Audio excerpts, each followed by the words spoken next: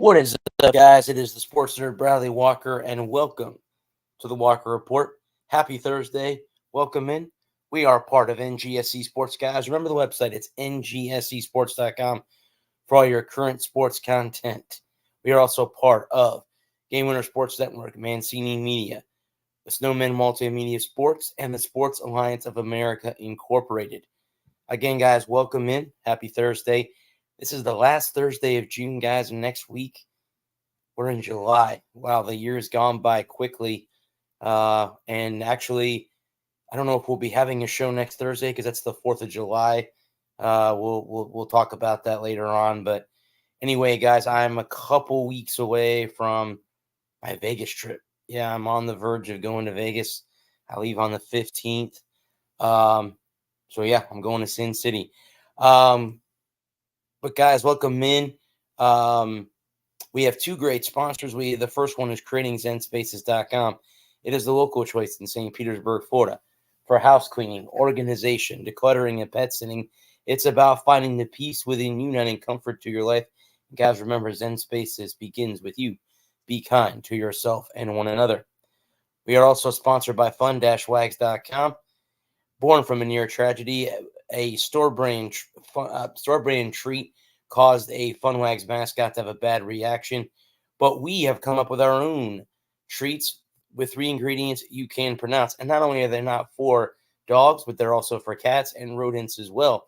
Head on over to fun-wags.com because at the end of the day, guys, our fur babies deserve the best. Again, it's fun-wags.com. Let me bring on one of my 3 great co-hosts this evening. What's up, buddy? Good evening. I almost said good morning.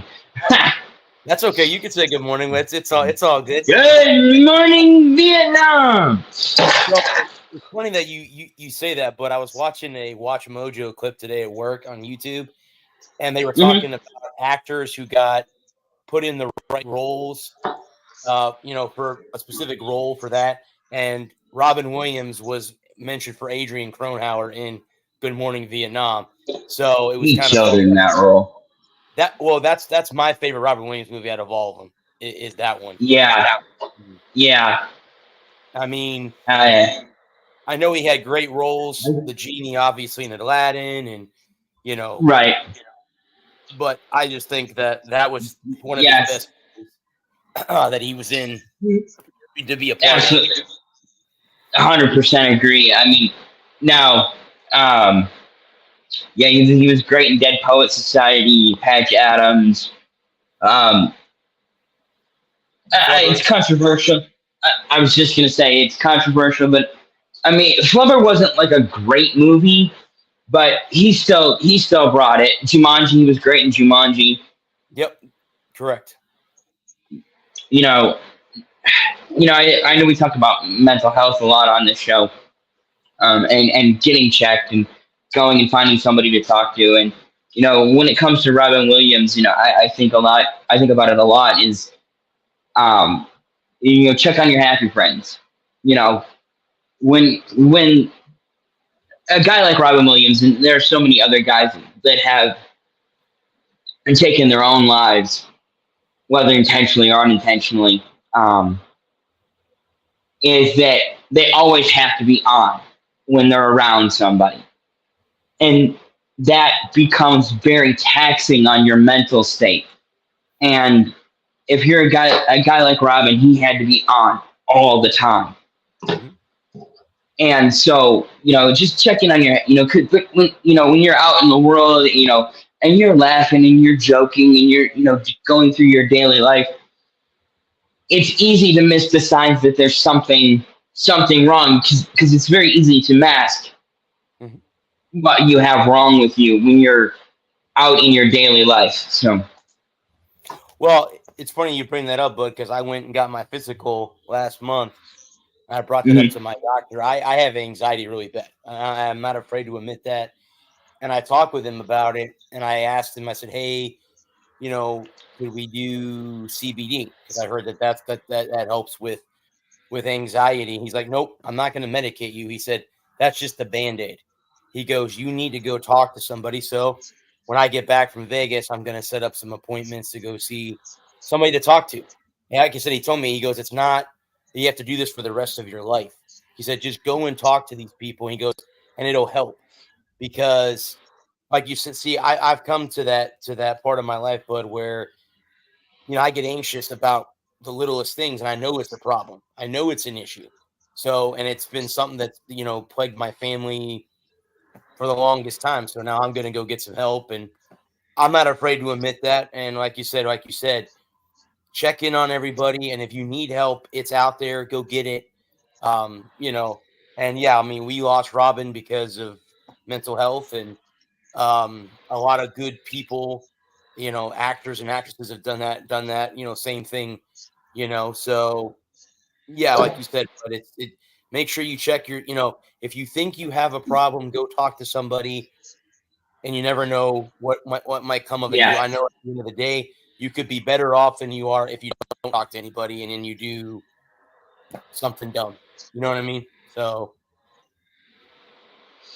Yeah, I just want to, getting a therapist, it's only the first step, right? Yep. Finding someone to talk to and laying out what your issues are. And, it's all part of the treatment process. And don't be afraid to get medicated because we've come so far in identifying what medications that are available, and your anxiety may only be a symptom of a much larger issue that needs to be medicated. You need to be medicated for. And see, it's very easy because your primary symptom is your anxiety, right? But your anxiety is only and I'm no therapist, and I don't know you like that, and I'm not trying to diagnose you here on the show. But your anxiety may only be one symptom of a larger disorder that does need to be medicated right. to treat. I think about it like this way. There's a great doctor. He specializes in ADHD. His name is Robert Beckley. I think that's his name. You can look him. He's got some great videos on YouTube. Some great lectures. I watch his stuff all the time.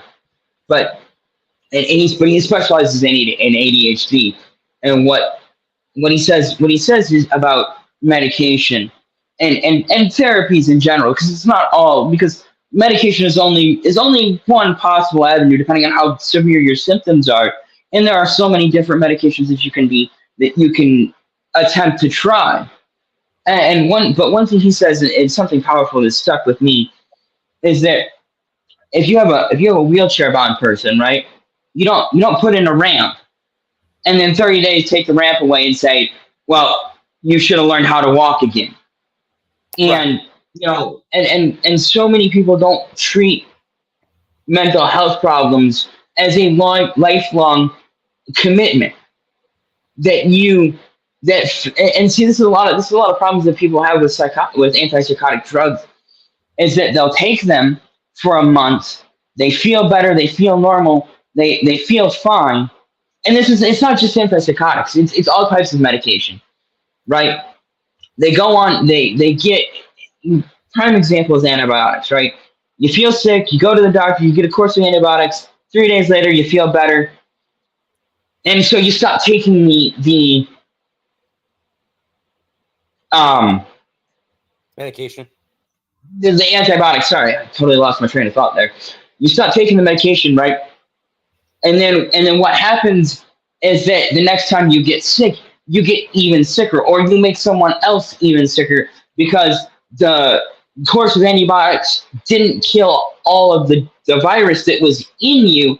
And so that the virus that you didn't kill adapts to survive a course of, and that's how we get superbugs. That's why MERS and other pathogens like that. There's another one that was really rampant about a decade ago in locker rooms. That I can't. not MRSA. What was it called?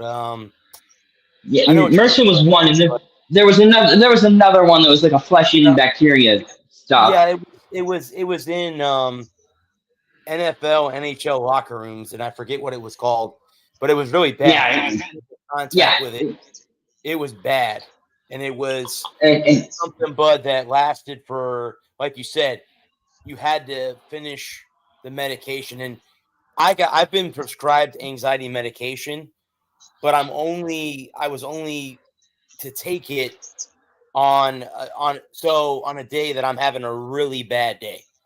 He told me right. to only take Okay. it that I'm just like completely zonked out, because the medication can cause drowsiness and stuff like that. So I can't take it and go to work. Like, there's no way I can do that. So if I'm going to do it, it'd have to be at home, and then I would just go to sleep, because I mean, that's basically what he told me would happen. Now, who knows? I've never No, taken it. I don't can know. I ask? Let me ask you a follow-up question. How long ago was that? This was about 3 or 4 weeks ago. No, when you were on the meds. I'm sorry. Oh, I haven't taken the meds yet, but no, he prescribed them to me Oh, okay. physically. Oh, Yeah, okay. Okay. I Okay. haven't I haven't had a day to this up till this point, Bud, that I've had to take them. So I mean, Okay. I've Well, gotten having them. Well, a little. it's Yeah, one of those things. It's with mental health issues. It's mental health is psychosomatic. So right. having them available and knowing that they're there if you need one can be a very calming influence on your. You can trick your brain into not overthinking things, for want of a better term. Hmm. And so um just having the option is an option. And so if you need one, then you have it available.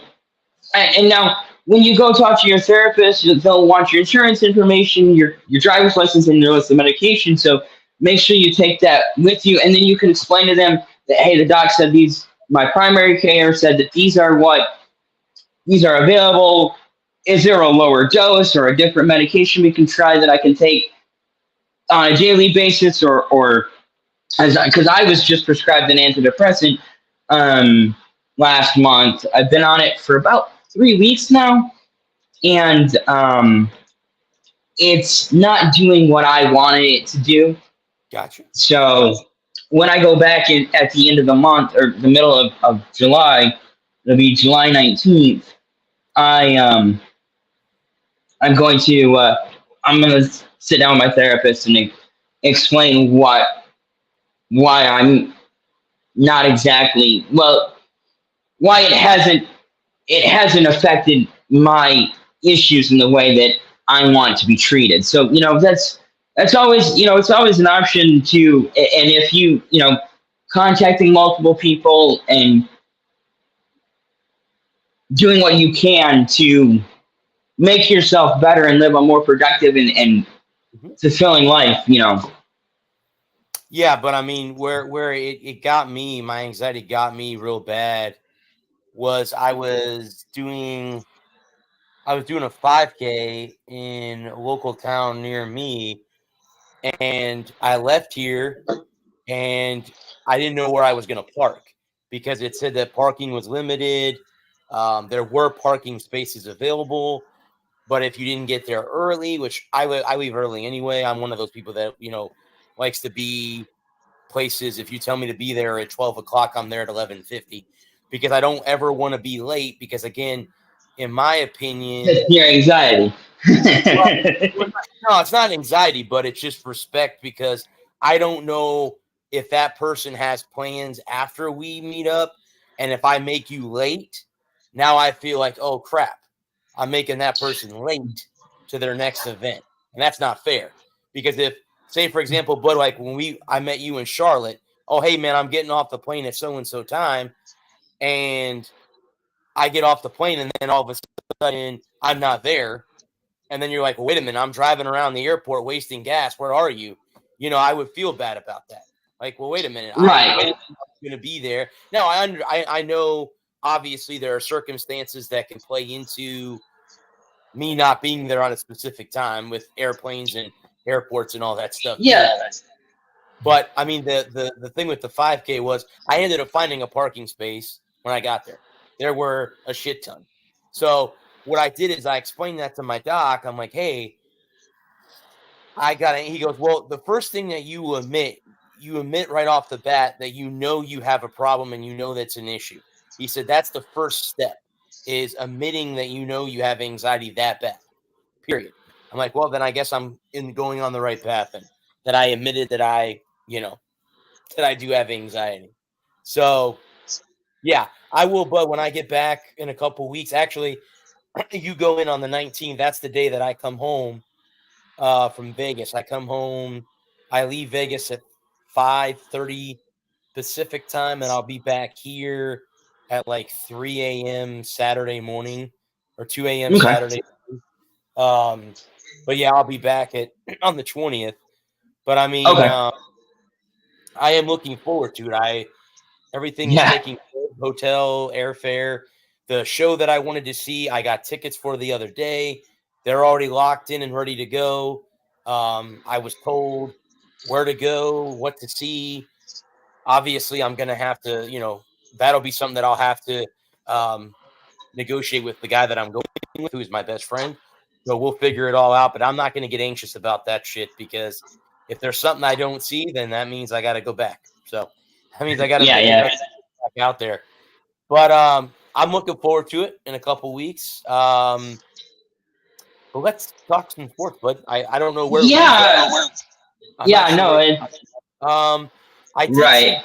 I did see. I got one NASCAR article. So Chase Briscoe is replacing Martin Truex Jr. Is that right? Yeah. Joe Gibbs? Yeah, in 2025 next year, because Martin's retiring.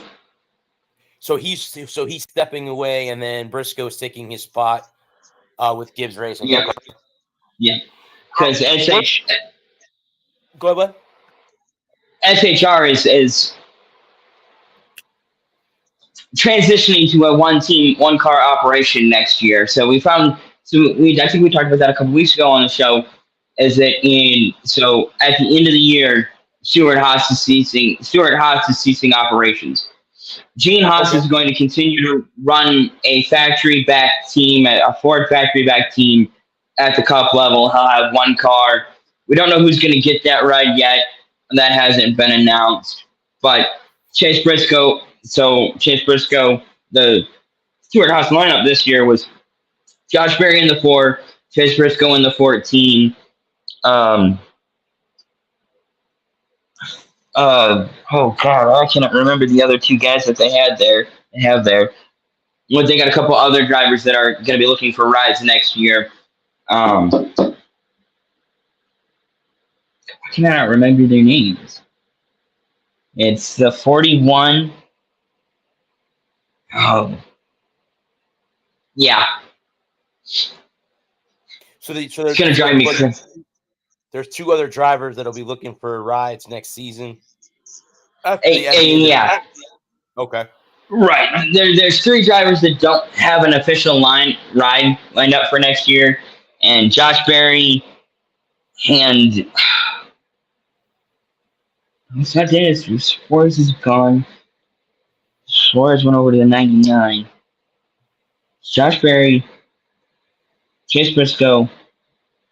And for the life of me, I can't remember who the other 2 are that are at Stuart Haas right now.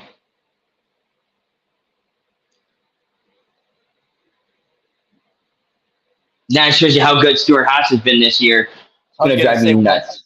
I know, but a couple of shows ago, we talked about them, how they were giving up their rides because of financial situation. They weren't doing very well. So yeah, I know we talked about that a couple of shows ago. Where are they now? I mean, what track are they racing this weekend? They will be in Ryan Preece. Okay, it's Ryan Preece and Noah Gragson. This is going to drive me absolutely bonkers. I had to look it up. And they will be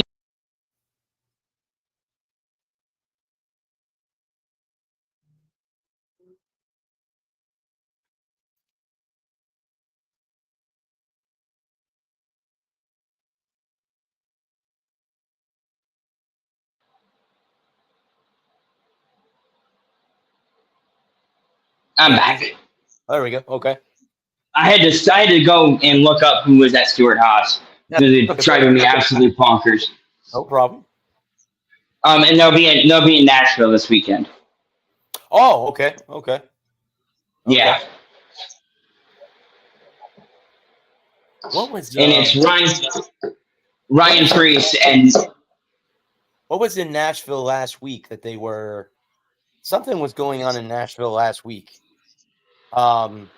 Shit, now I don't remember what it was. Was it the USFL championship game? May have been. Yeah, maybe it was. I know there was some other sporting event that was going on in Nashville last week. And now I don't remember, but yeah. So I don't remember offhand.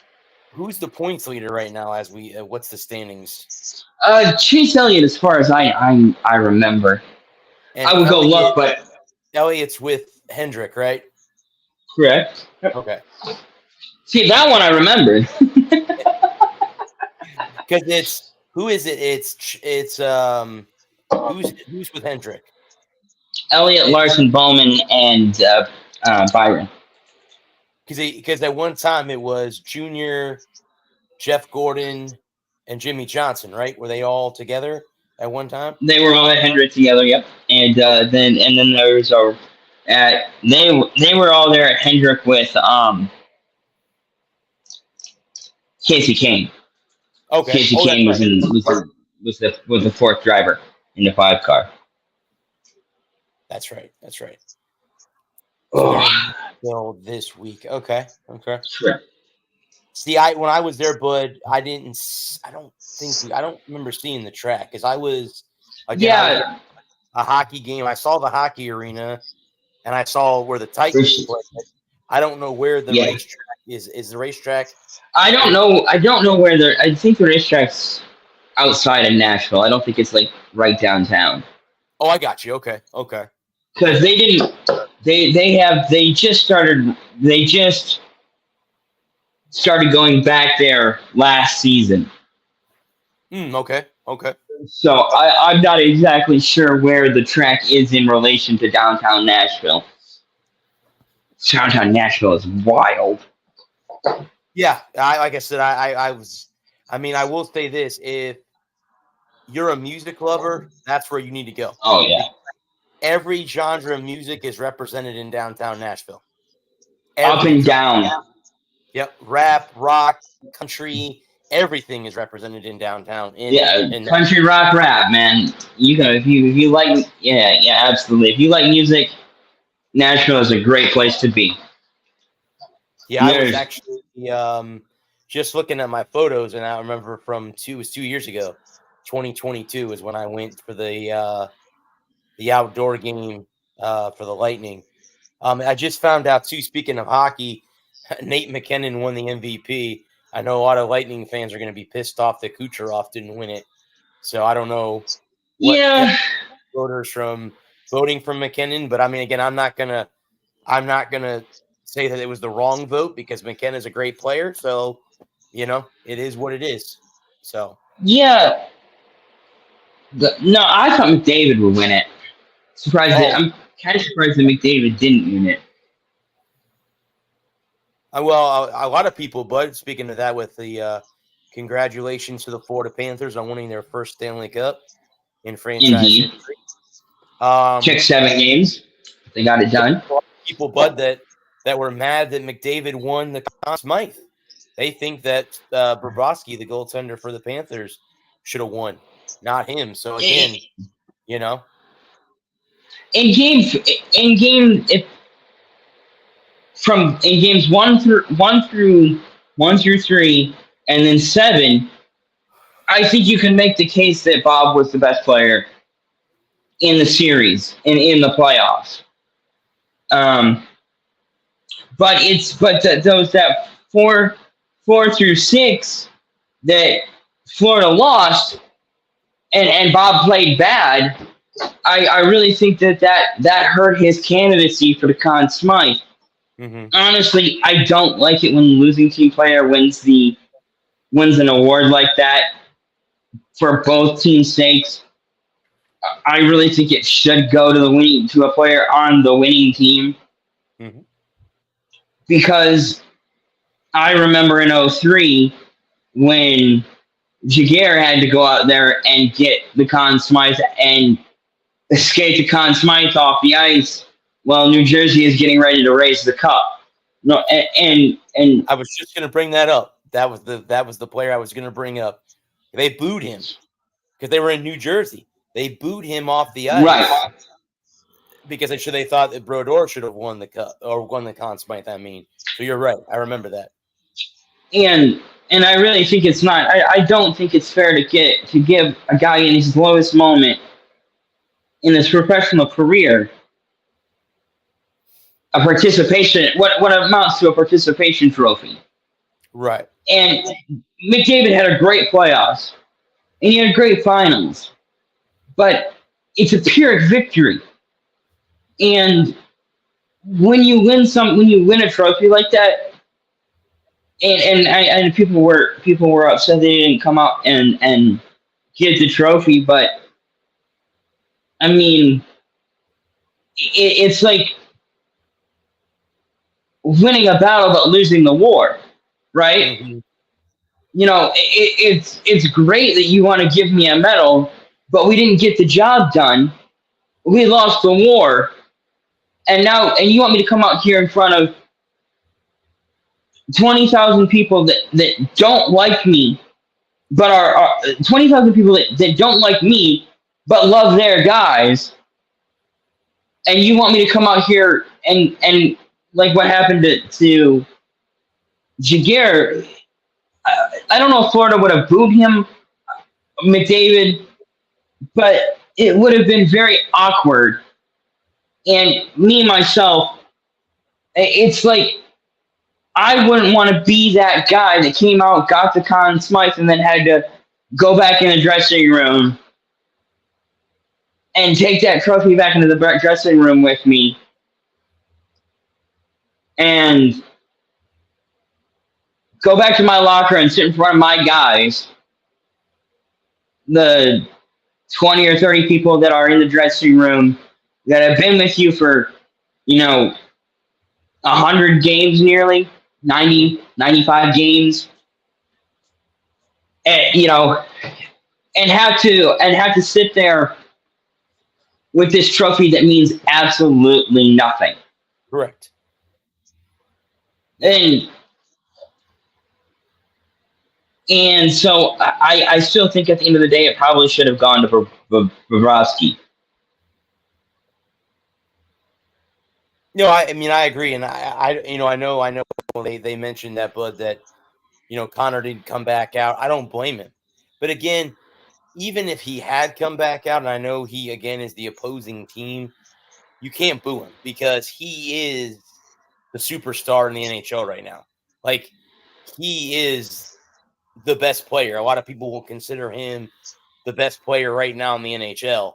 So even if I was a Panthers fan and he came back out to get this contract, there's no way I'm booing him. I mean, but again, I know there are people and there are shitty fans that would do that. I'm aware of that. Every fan base has them. And yeah, there would be people that would boo him, but it's not right. I mean, that's just not right.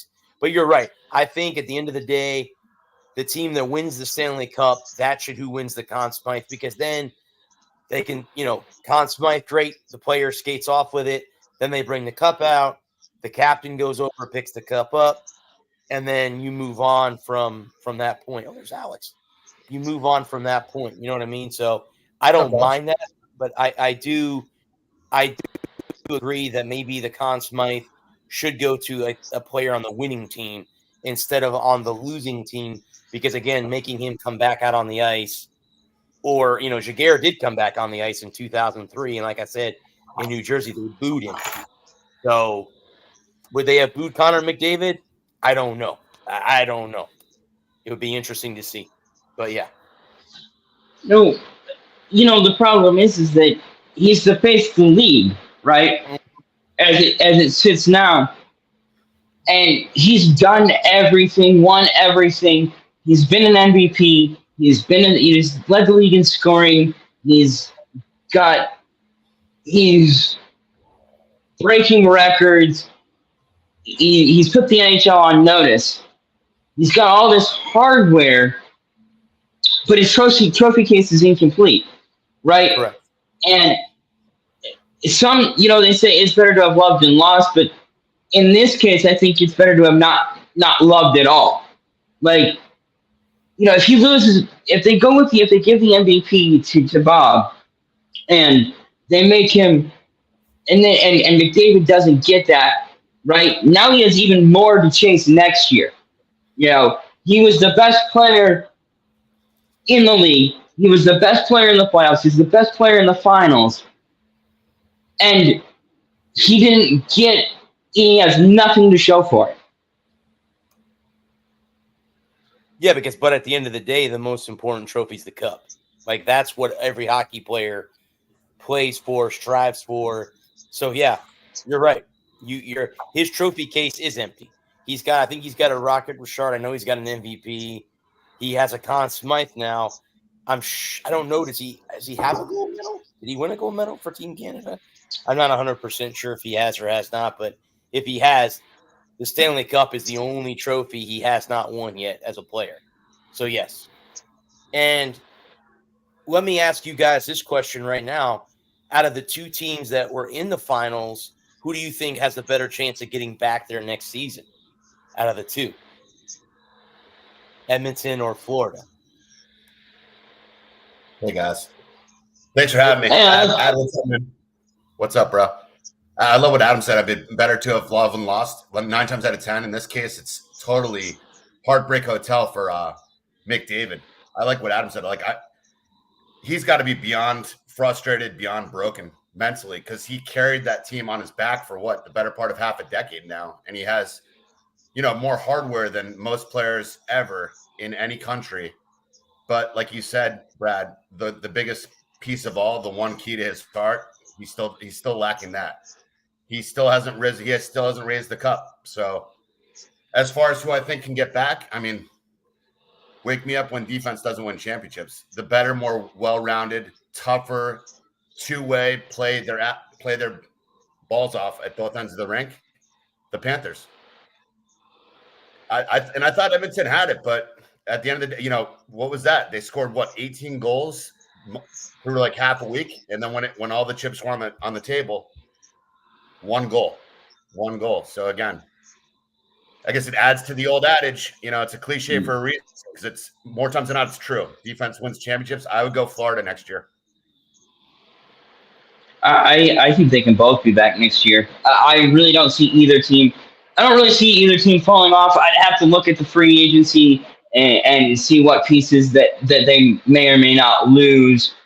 And then, you have those same issues that every team has every year, is injuries and just, players playing down. And we can look at Florida having the thing about it is both teams, I say for Edmonton, we have both teams can have a cup hangover. You take both teams took it to a full 7 games, and Florida's coming off winning a cup, and Edmonton's coming off losing a cup. And how many times do we see in all sports leagues, in the NFL, the MLB, and the NHL, and in the NBA, how many times have we seen both teams in the Super Bowl or in the league championship in one year not even make the playoffs? I think you get that, you ride that high of winning the cup, and you think it's going to springboard you, and it's the middle of November, and or you're like like Edmonton, they're going to be chasing the cup next year, right? They understand how to get there now. They understand what they need to do and what they did wrong, but then you have to get up for October, because the finals ended in June, and how many teams have had since April off to get better? And these cats down in South Florida, pun intended, they had to gut it out for another month and a half, and they lost all that rest and recovery time. And Florida and Edmonton are gonna, Florida's gonna take some time to celebrate their victory. Edmonton's gonna take some time to lick their wounds, try to come back next year better and stronger and faster. And when we get into October and we get into November, and we start to get, especially mid-November through mid-February, the grind of the season, like everybody's excited for those first 2 weeks of the year, right? Everybody's healthy, everybody's fresh, full of pep and piss and vinegar, and we're gonna go take the fight in the world. And for Florida, you've been there, you've done that, you did it, you came, you saw, you conquered. And for Edmonton, you died feet from the top of Mount Everest. And I don't know if Edmonton can get back to the top. I don't know if Florida can get back to the top. And to your point about Edmonton going cold in Game 7, it's timely scoring. Florida got that timely scoring. They got out ahead. They got an insurance goal, and then they were able to sit back and just clog the middle and ride McDavid, make him like miserable, like they did in the first 3 games. Ride McDavid, make it miserable, make him have to fight for every inch of ice. And in the games that Edmonton won, they were able to exploit lapses in defense, lapses in coverage, get pucks to the net, have traffic in front, bang hole garbage goals, and get that timely scoring that in games 1 through 3 and 7 they didn't get. And I think it's a microcosm of the season is these 7 games where, like you said, defense wins championships, and defense wins championships, and timely scoring beats all. You get that. You get an early goal. You can play with the lead. You're not having to come back. Then you get it.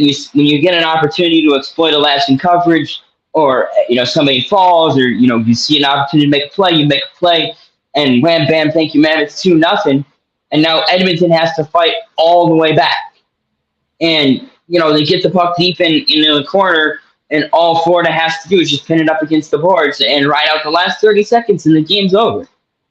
Brutal. And it's super demoralizing for an Edmonton team and a Canadian team, a team of destiny. This is our year. We're healthy, we're tough, we're strong, we're ready to go. Reach through the first 3 rounds of the playoffs, make it look silly, make everybody look silly. But like I said at the start of the finals, it's like Florida was very adept at playing a two-way hockey game. They could get up on the forecheck, they could engage their defensemen, they could attack off the rush, and they could back check. And like you said, Alex, defense wins championships. Yeah, really well put, Adam. It's tough because it's like when you asked me, I didn't want to just automatically say only Florida. I love what Adam said. Like, yeah, sure, both could get back, but you guys are both very knowledgeable about sports. We're passionate. We watch a lot of darn sports. So it's one that we got, and it's like, I don't know. In the NHL, it's tough to get back because I think mentally Edmonton was always talented enough, and then they finally got there. They were down 3-0. I mean, talk about a pendulum of emotions, right? It's like McDavid's like, I can score 90 goals or whatever a year, and everyone's saying we don't have the team. Then they get there. They go down 3-0. Everyone thinks they're dead to rights. And then they score, 18 goals, like it's a high school game, like it's street hockey. They're putting in the puck every 5 minutes. I didn't see any way Florida was going to win that final game. And then Adam put it succinctly, like Florida just slowed it down. They went up 1 or 2 goals. We've seen it in soccer. If it becomes that first goal is the biggest. And then they're on the road, and then it's like all that hard work they put in all week just went out the window. And yeah, Florida I didn't want to say they killed the clock, but yeah, they went back into defensive hockey. So, and Adam nailed it before. I mean, yeah, that's the offseason. Everyone's going to get better. I'm not saying Edmonton's not going to be in the weight room tomorrow, but it takes a lot of it's grueling to try to get back there. And there's a lot of other hungry teams. I don't know. Edmonton, eventually McDavid will win it, I think. I just wouldn't put $5 on him getting back next year. I think the West is too competitive. Someone else will slide in there. Injuries are huge, but yeah, I took Edmonton. I was rooting for Edmonton. I posted like I was in Edmonton, like I was wearing a Gretzky jersey. I was all excited on Facebook. I really thought I love an underdog, but I love a team that works hard. That people wrote off for a couple of years. So when they got there and they were on fire, I was like mesmerized by them, and I thought they were going to score 5 goals or 6 goals and just hoist the cup. And it just, I mean, Brad, can Edmonton get back? I mean, I really think it's more deflating than a usual team like losing in the Super Bowl. I just don't see them bouncing back next year. I think they can get back. They have the team to get back there next year. But again, it comes down to if they're going to get back next season, they're going to have secondary scoring. You can't depend on Connor to score all the goals. Draisaitl's a great player. Ryan Nugent-Hopkins is a great player.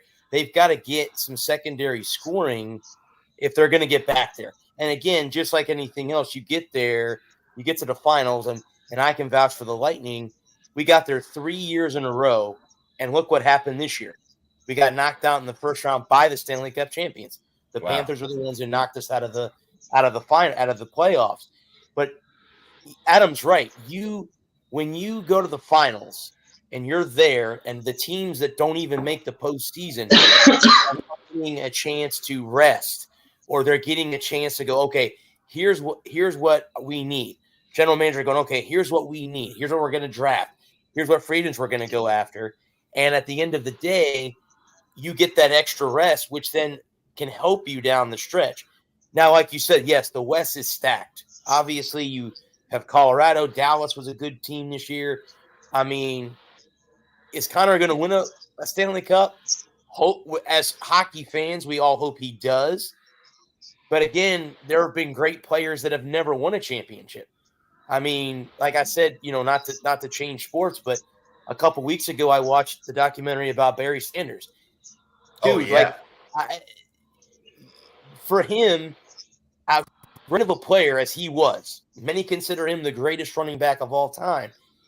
For him to only be in 2 playoff games in his career, that's insane to think how good he was to only be in. So, and I'm not saying this is the only chance that Connor's going to have to be in the Stanley Cup Finals. I'm not saying that at all.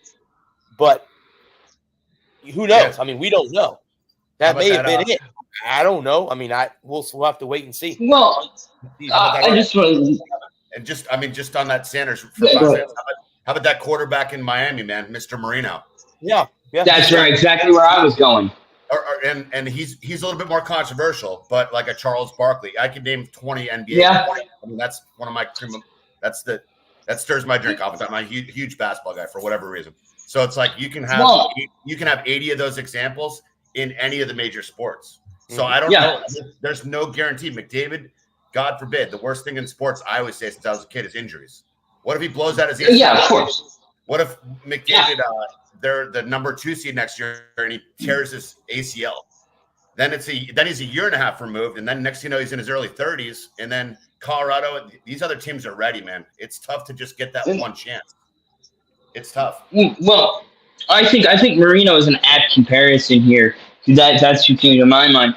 As Marino got to that championship early in his career, he got a Super Bowl early. It was at 86.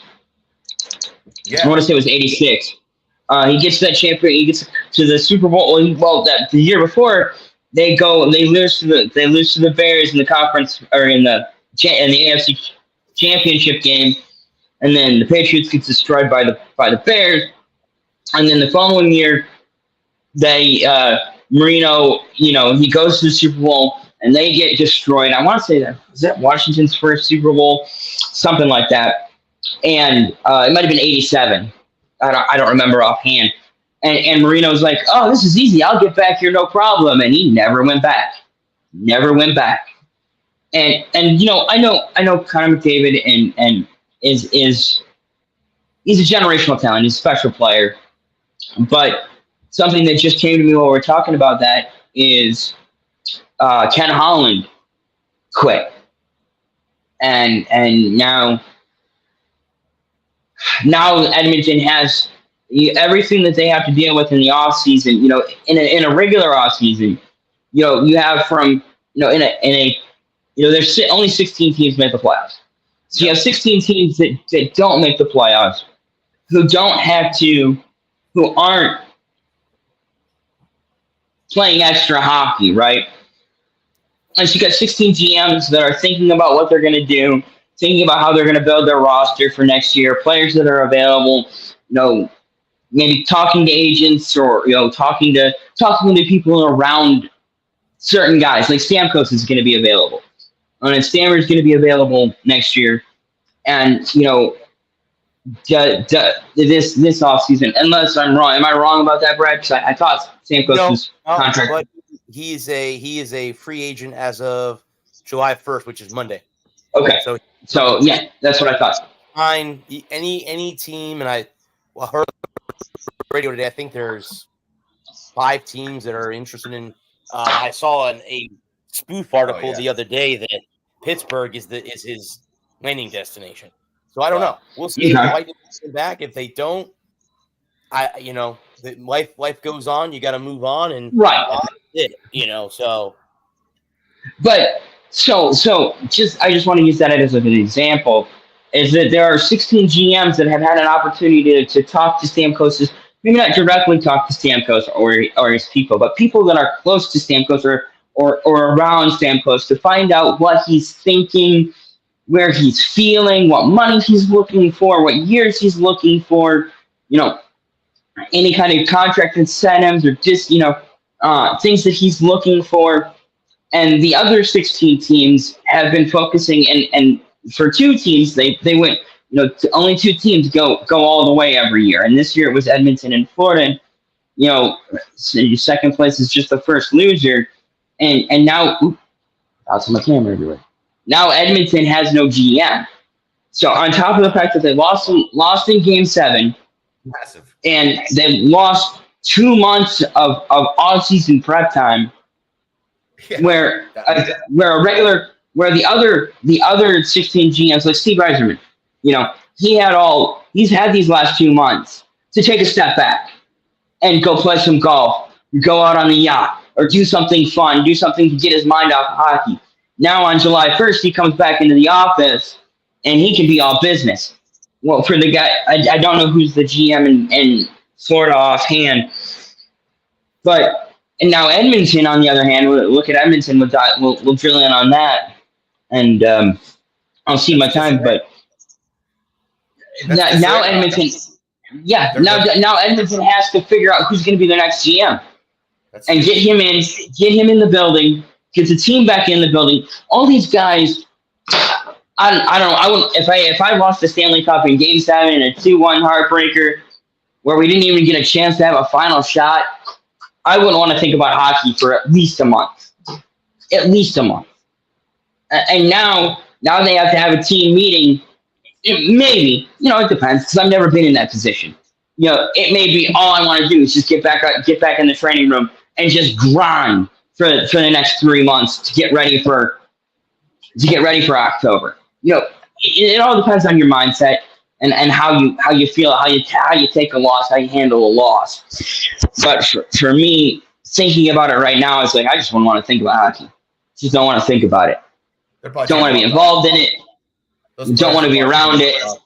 I mean, Kachuk's somewhere in South Florida, sleeping behind, not even sleeping at all. He's swimming with the Cubs in the ocean. They're partying like rock stars, well deserved. Yeah, absolutely. Edmonton's probably away with their fiancés, or a lot of those guys are, they're not the library. They're probably having some fun for about a week or 2, and then it's back to business. Yeah, you nailed it. I mean, their GM, all their GMs around the league get paid very handsomely to snipe and to plot how to be the next team in the next year's cup. So Edmonton right away, they're behind. They're in the back of that bus. Other teams are going to be hungry and ready to take their spot. In the West, is ultra competitive. And both conferences are ultra competitive. I think we have really reached peak parity, peak power parity in the NHL. I think there are 16, 18 teams, 20 teams that you can sit down here and go, yeah, if things fall their way, they're a cup competitor. Oh, I think Philly, Washington, Dallas, Detroit. Detroit's a piece away. Philly's a piece away. Florida's a piece away. And that's, Toronto is going to be tough. Boston's going to be tough. That's, in the east side, you got in the west, you got, of course, Florida's coming back looking to defend their cup. And then on the west coast, on the Western Conference, you've got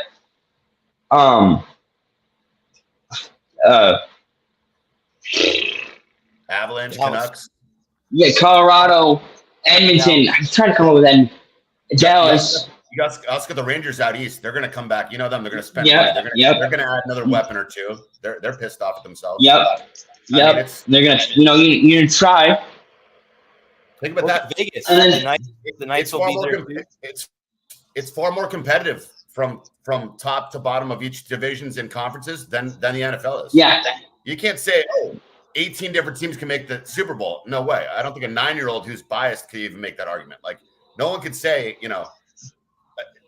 the Chiefs. Yeah, I have to sit down and think about it. There's a lot more NHL teams that can make it back than Super Bowl competitors next year. It's a lot more competitive landscape in the NHL.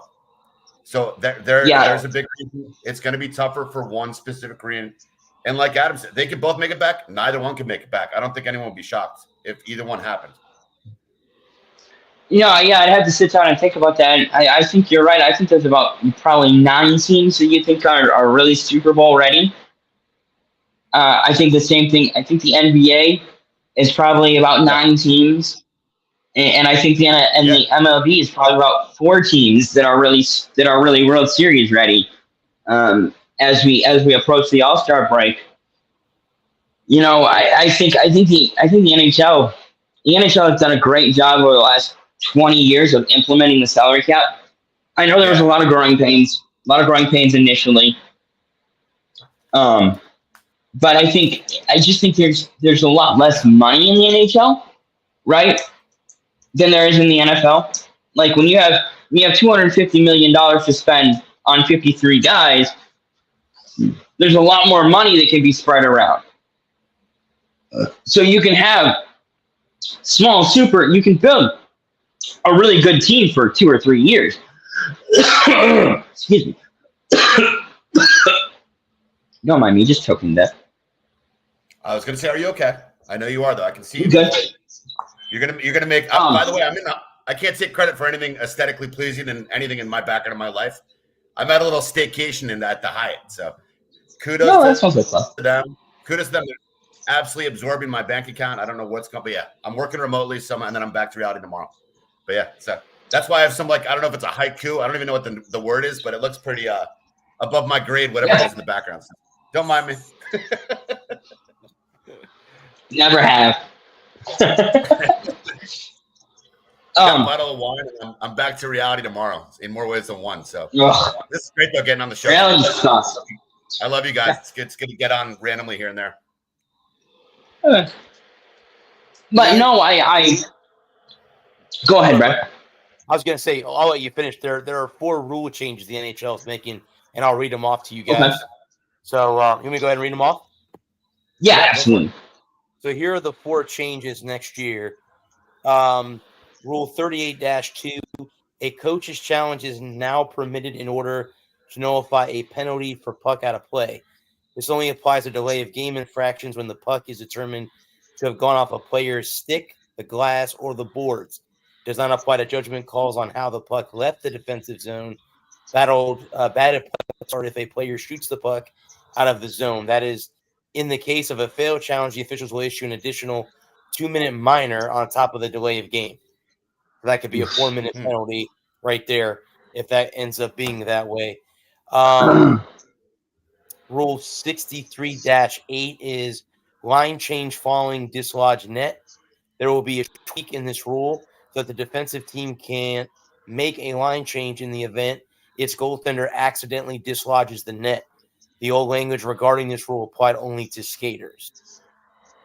Rule 76-4 is face-off procedures. After an icing, the offensive center will now also receive 1 warning, just like the defensive player, for a face-off violation. And the final one, guys, is Rule 75-3 unsportsmanlike conduct for players sitting on the boards. The referee will now provide the offending team head coach and players with one warning regarding players sitting on the boards and will also advise the other team. After one warning in a game, the team that drew the warning will be issued a bench penalty for future violations. So there's the new rules, guys. I don't know what your opinion is on those, but those are the new 4 rules the NHL is making next season. So there you go. It sounds like they're just making some adjustments to the rules. I agree. I'd say my favorite one, Head and Shoulders. Go for it, Adam. Sorry. Shoot, Adam. I don't like number 2. In the event of an accidental glide net dislodgement that you can't change. See, that doesn't make any sense to me. Like, it wasn't intentional, right? Like, if the goaltender turned around and picked the net up off its moorings, okay, fine. But honestly, I don't like the not changing rule. Hey, Lou. Hey guys, sorry I'm late. I had other business. But no worries. Welcome back, Alex. I think Cat was having puppies. Yeah, I understand. Yeah. Well, I was telling the guys, I got a little 4-day vacation. So we're talking about rule changes. We're talking about NHL rule changes. There's I heard. Primary ones. Brad just illustrated them, and we're just kind of going over them a little bit. Okay. So the first one was more challenges on the ice on pucks out of play. Can't change after the goalie accidentally dislodges the net. Face-off centers will get one warning, and I think they're getting tossed out of the circle. And then the last one was sitting on the boards. One warning, both teams, and then it's a 2-minute bench minor from there. Yeah, it sounds reasonable to me because some of the stuff has gotten ridiculous in the past, and they need to change those clear, especially with the benching and with the challenge rules, because that's been kind of confusing for some, and I think that the NHL needs to update on that. So I think they're all good rule changes there.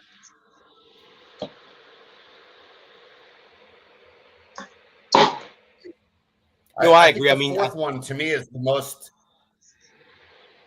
welcome one. Just for me, real quick, would be the fourth one where it's not we're pinning in the boards. We saw that a little bit in Game 7. Yes, we did.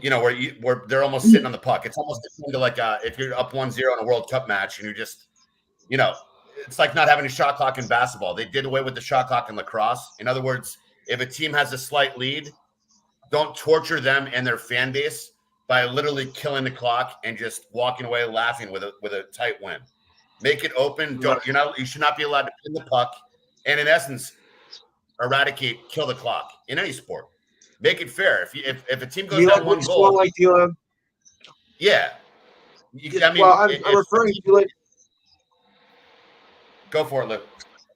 I'm referring to the last 30 seconds in Game 7. I mean, they were really tightening up. They were holding on to it, and it's like they couldn't even. It's like Edmonton couldn't even get a shot to block or get in. So I think we was more referring to that. Otherwise, maybe Edmonton would have a chance to tie it up, and we were going to overtime in Game 7. Yeah, Adam pointed out earlier that near the end, they had the 3 or 4 guys just kind of pinned the puck in the corner, and time was ticking. That's why I pointed that out. That's a huge rule that was, I think, based off of what we just saw Monday night in that championship.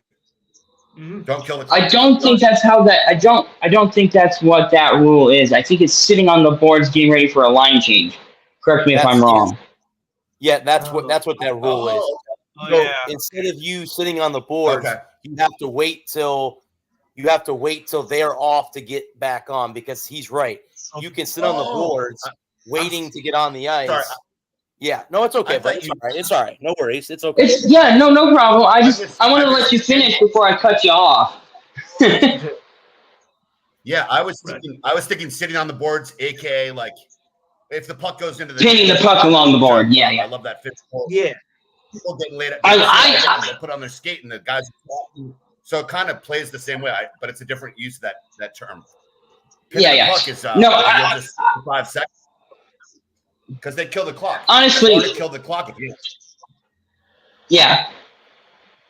Yeah, no, I understand what you're saying, and I don't necessarily think that's not I don't necessarily think that's a bad something that they could look at doing is because that's how they used to do it, right? It's like if the puck was pinned along the boards for more than a second or two, the referee would just blow the play dead, and we'd have a face-off. So I think that might be something that would be a little bit something that they could explore in the off season and see about tweaking it or making an adjustment there. I wouldn't necessarily hate it. It could be, it's something that we could at least talk about. Because I agree with Alex when he was saying there about Florida. All you got to do is when Edmonton trips it in, you got the defenseman to activate, go over there and pin it along the boards. It escapes, and then you get three Florida players against two Edmonton players. And it's 3-on-2 when you just pin the ball, and then Edmonton can't dig it out, and game's over. And I'll be right back. And they would say, "Oh, what the puck?" And we used to see teams a lot. A team would go up 1-0 on like a Brazil, an absolute heavyweight soccer team. Yes. And literally have 9 guys on their own portion of the field and just play with the ball defensively. Play keep away. We're gonna kill the clock and escape this stadium with a win. So that's funny when you said pinning on the boards or sitting on the boards. It was a reference for a different thing. But yeah, sitting on the boards as far as you're talking about changing lines on the fly. Now I get Correct. it. Yeah. So they're gonna get a warning if they sit on the boards too long, and then So makes sense. I think it's for player safety. I was just about to say that. I think it's a player safety thing is what it basically boils down to. And I mean, that's really tough. That's going to be tough in real time. That's not a pitching clock. That's going to be extremely hard to enforce, especially in a playoff game. You know what I mean? Like those guys are going 100 miles an hour. They're skating 14, 15 miles a night cardio. They're changing lines. They're not worried about what people are watching. If I'm tired, they have a broken nose or a broken finger. They're getting off the ice before we blink. There's 3 more guys on a new line is out. I mean, that's fast and furious. I don't know how the ref's gonna. You're gonna have someone sitting like in the penalty box watching both benches. That's a tough one to enforce. And I don't see how they that. And it may not just be on the fly changes. It may also be in between whistles. Mm-hmm. Okay. Or after a whistle changes. Okay. But no, I think what it'll do, because what I think you'll see teams do is instead of hanging the leg over the side, is you'll just stand up, and then once the player coming off has gotten to the point where because there's a zone in front of your bench that once the player is like within 2 skate strides or a 1 stride, something like that, then you can change. And so I think once the other team has committed to coming, once your player is committed to coming onto the ice, you can come over the. Once the player is committed to coming off the ice, let's just use numbers. The player 18 is coming off and 24 is going in, right? So 24 won't be able to sit on the boards or hang a leg over the boards anymore. And if they catch you doing it, they're going to give you 1 warning, hey, knock it off. And then the next time I see anybody doing it, it's 2-minute penalty, no questions asked. So I think that's how, if I was a ref, that's how I would enforce it. If I don't see it, I don't see it, and then we can go back and we can look at tape, and Toronto will call me the next morning, hey, you missed this one, you missed that one, you need to do a better job of watching that. Okay. And then the next time we go out, and I think, because we'll have training camp and preseason to get these things ironed out. The other 2 rule changes, or the other 3. The first one, the tipping of the challenge on tipped pucks over the glass. I just wish they would do away with that rule in general. I think they should make it an offensive zone faceoff and be done with it. I hate it to the penalty. I hate that it's a penalty. Make it an offensive zone faceoff and you can't change like icing. Yes. See, that's what I would do.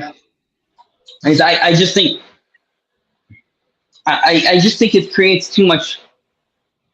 Because now you have players that are so worried about not shooting the puck into the crowd or into the netting that they make bad choices with the puck. So I would like to see that rule go away. That's just me.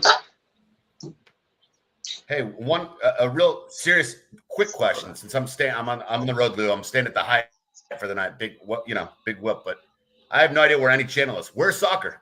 I'm flipping around this hotel TV. What network is soccer on? Team USA. Okay. But you missed it. There we go. When did they play? Now the other the I'm looking. Oh man. 2-1. Wait a sec. USA's not. They're not playing right now. The game ended at 8:00. Oh man, what was the score? We lost 2-1 to Panama. We got cheapened out of a first goal, so it should be a 2-2 tie. We lost. Yes. Wow. Sorry to sidetrack. That's okay. Wow, unbelievable. Are they in the Olympics? Yeah. There was some stat. I was getting ready for the game all day, and then there was some stat they hadn't lost to that team in like 50 years. So there you go. There's Team USA soccer for you in a nutshell. Back to the drawing board for another decade. Such a letdown of a franchise of a program. USA Soccer. Yeah, it's because nobody gives two shits about USA Soccer. Watch out in the next 10 years when LeBron and Mahomes and Matthews are all playing soccer and not playing baseball or playing hockey, football, and basketball. When those kids that are coming up now, when the greats that are, the Mahomes of the world, the McDavid's, or not McDavid's, Matthews, David's Canadian. Wait until those kids start playing soccer. American soccer, we'll clean up. We'll clean up. It'll be all right. Adam, give it another 5 years. We've been waiting a long time for that, though, man. I respect what you're saying, but it's like these other countries, their 5-year-olds are playing with no sneakers on, and the grandmothers they know more about soccer than we do. So it's a different. Yeah, culture. but that's because. Because everywhere in the world, it's taken a lot more seriously than us. We're at a huge distance. Yeah, because we don't care about soccer. Because it's boring. Mm-hmm. I mean, but because Americans play. One of the LeBrons, one of the best athletes in 3rd grade in the U.S. going to suddenly start playing soccer. I want to see it. I don't know how it's going to happen. Next 5 to 10 years. Next 5 to 10 years. We have too many sports. We have a hard enough time to retain. We have too many talent. We have so many. LeBron, we have so many. It'll take. Yeah. Not right now. No. Not right now. No. Neglect. No. Not right now. No. But the thing about it is there's building USA Soccer is going to take 5-10 more years. I mean, if you look at how soccer has trended in the States over the last 15 years, especially the last, I'd say 8 years, maybe, is that the thing about it is that Americans didn't care about soccer until we started getting laughed at for losing soccer games. Well, and the thing is about social media has put so much pressure on America Soccer and on the program to get better that we have gotten better. I mean, we haven't lost to Panama in 50 years. Okay, whatever. Who cares? Yeah. Panama's not a soccer power. No, we play. Panama is on the same level as we are. We lost to a near peer opponent. No, we have about a month until the Olympics, and then we'll see where after in August we'll know where American soccer is in terms of international play, because the Copa America and the Gold Cup and all the other soccer tournaments. The thing is that the best players in America are playing basketball and baseball right now, or basketball and football. But that's because we have those opportunities. We have so many more opportunities, and we have so many more people. Is that in places like Brazil, Argentina, England, France, Germany, Mexico, those places, they play soccer because it's what they have to play. Here, we play everything and anything. And so when it comes to finding the best soccer talent, the problem is that for 4 weeks every 4 years, soccer is the most important sport in the world, right? And you can't make money in America playing soccer right now. And if you're a top tier high school athlete and you want to go make money in professional sports, you're playing baseball, basketball, or football. And if you're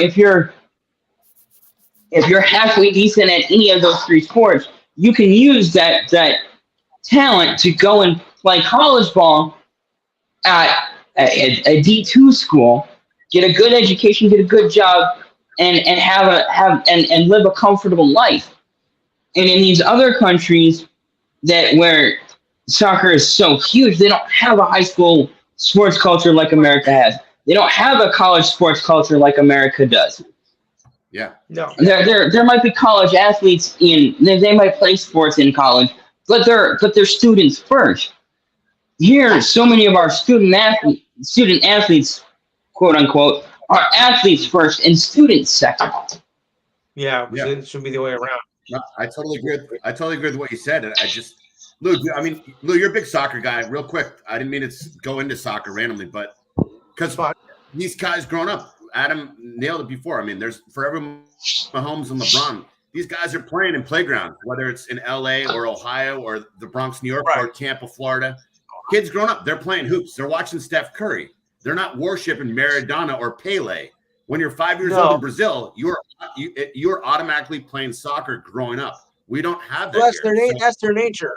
I mean, it was America's nature. I mean, it has a following in the country, but it's not big like our big other sports. Like baseball, football, basketball, hockey is of course stepchild, of course, of the big three. Oh, sorry, but soccer never really caught on big except in the 70s when Pele was here. Then it had its peak, and then just kind of died out after that. And it's had a hard time recouping since that because there's never been another Pele.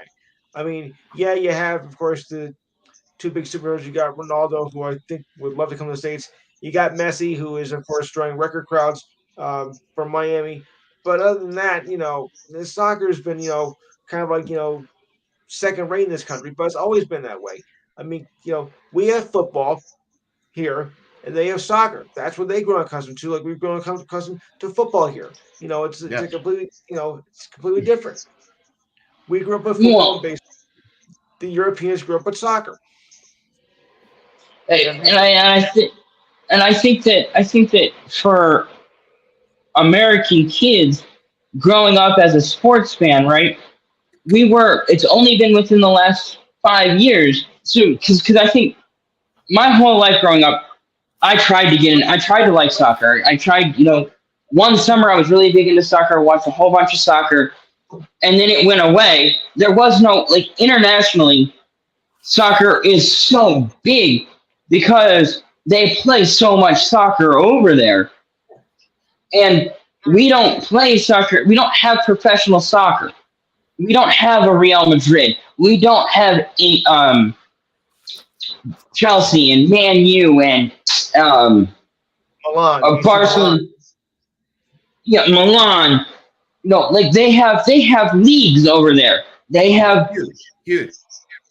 And the MLS, it's only been within the last couple of years that MLS has been able to break into the mainstream and get on TV and be a part of American culture. So I know for American soccer fans, it's frustrating because you've been waiting for 30, 40, 50 years, however, depending on how old you are, and you've been a fan of the sport for that long. 24 years out. But Yeah, right. At least for the purpose of this exercise. Just clarify the So that in the next couple of years, within the next half decade, I think you'll see a lot more young sports or young athletes because soccer is probably the safest sport in terms of head concussion or head injuries, head trauma, brain trauma.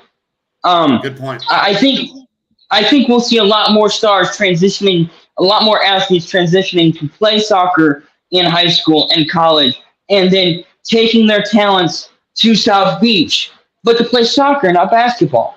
Yeah. Right. And I think within the next 5 years, if you look at all the great American athletes that play other sports, they would absolutely kick the shit out of these Europeans who play soccer. If LeBron and Steph and Clay and Draymond and Austin Matthews and Patrick Mahomes and Travis Kelce, if they had played soccer growing up and they had fallen in love with soccer and they were soccer players and played soccer in high school and college and were pro and played in the MLS, and we could take those guys and put them on Team USA and send them out to the rest of the world, we would dominate soccer. Yeah, we would destroy you. These guys are freak athletes. And if you take a freak athlete, yeah, if you take a freak athlete out of his sport, and put him in another sport and give him the same length of training in that sport that he came from.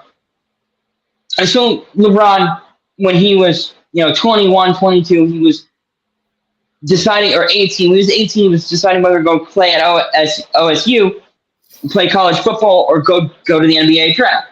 If he had gone to OSU and played college football, he'd be one of the greatest receivers of all time, bar none. That's how talented he is, as from a pure talent standpoint. Yeah. At any sport, like you said. But if they put him on a soccer, but field, he went and played. 8 years old. If he played soccer, he'd be like Pele. You're right. We have so many awesome athletes. We have so many awesome athletes, but all the attention, all the resources, all the local youth leagues, they're not soccer heavy. They're 5 different sports. We're spread too thin. These other countries, Colombia, Brazil, Mexico, everyone and their brother and sister, they're all playing soccer when they're 10 years old. So we're spread out. We're a melting pot, which is great. We're not concentrated in one sport. These other countries, they send their best. Our best are playing 4 different sports, 3 different sports. But I think I like what you said. Recently, with the MLS now, we are making strides. I like what you said, Adam. It'll take 5 or 10 years. It's not going to happen overnight. Now it seems like we're getting some great athletes to play, but you can't beat Spain or Italy after a few good years. Like these guys have been good for 70, 80, 90 years. There's a difference. Yes.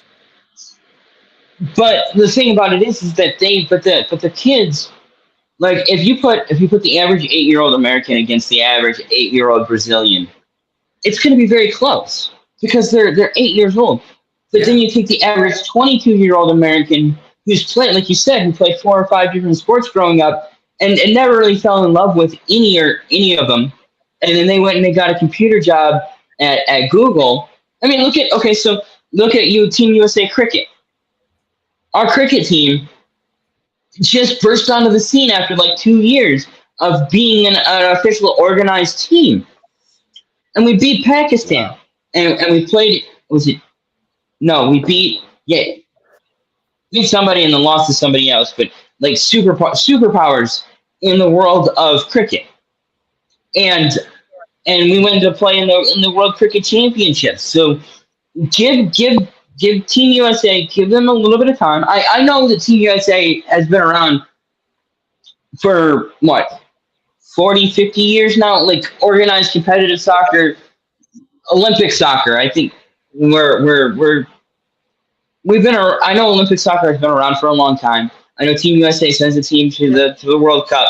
We're getting there. We're a very, very competitive soccer team, and I think Lou said earlier that we had a goal called back on something, it could have very easily been played, and could have been a very, if I can speak English, It could have very easily been a 2-2 tie.